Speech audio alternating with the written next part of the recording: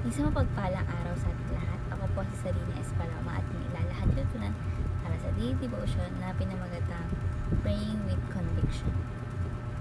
So yung scripture pa ngayon is Daniel chapter 6 verses 10 to 23, and sinasabi na, Now when Daniel learned that the decree had been published, he went home to his upstairs room where the windows opened toward Jerusalem. 3 times a day he got down on his knees and pray, giving thanks to his God just he had done before. Tagalog, nung nalaman ni Daniel na lumagda ang hari, umuwi siya at pumunta sa kanyang silid na nasa itaas na bahagi ng bahay, kung saan nakabukas sa bitana na nakaharap sa Jerusalem. Doon, lumuhod siya, nanalangin at nagpapasalamat sa kanyang Diyos 3 beses sa isang araw, ayon sa kanyang nakaugalian. So yung katuruan po natin ngayon dito is, number 1, conviction is a strong belief that God answers prayers. So, sinasabi dito na yung pananalig mo kay Jesus Christ ay yung tumutugon sa panalangin na nabibigay sa atin ng katiyakan at lakas ng loob upang lumapit sa Kanya. Ang conviction ay bunga ng tiwala ng Kanyang mga pangako. So, conviction is a strong belief that God answers prayers. Number 2 is conviction motivates a person to pray consistently. So dito, yung matibay na paniniwala atin kay Jesus Christ ay nagtutulak, no, sa tao na manalangin ng walang tigil, walang hanggan, sapagkat alam niya ang Diyos ay tapat at kapangyarihan. So conviction motivates a person to pray consistently. And lastly is conviction is rooted in a deep relationship with God. So, sinasabi na yung matibay natin na paniniwala sa ating Panginoong Yesu Cristo ay nagmumula sa malapit na relationship mo kay God, no?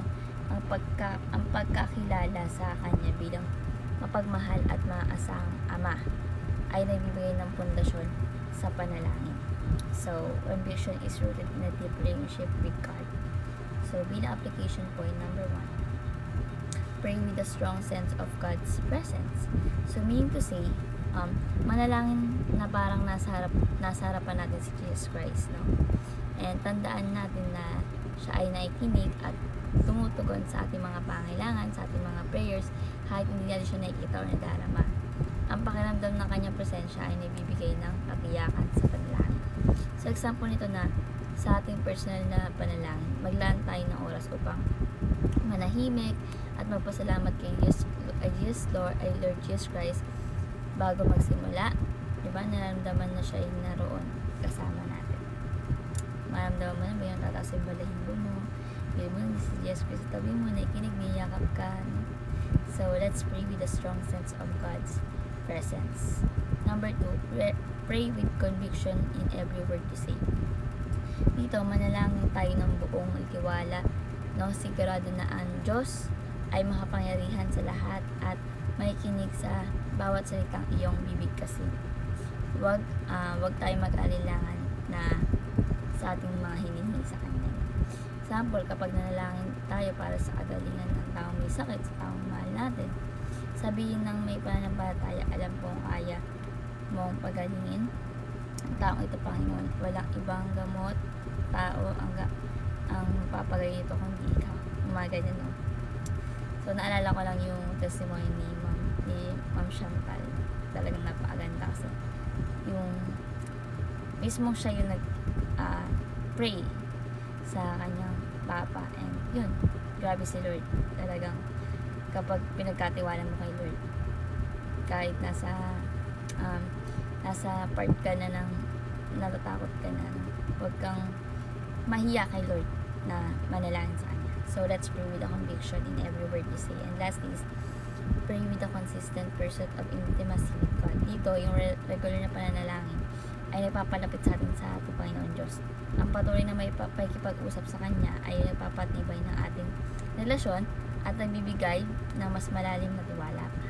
So, halimbawa, gumawa tayo ng schedule para sa prayer araw-araw, tulad ng pananalangin bago tuwing umaga, bago matulog, bago at pagkas kumain.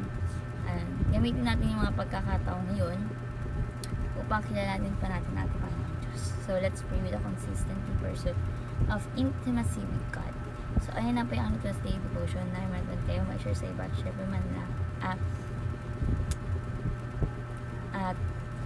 i-apply at sa ating buhay. Thank you po sa pakikinig at God bless po sa ating lahat.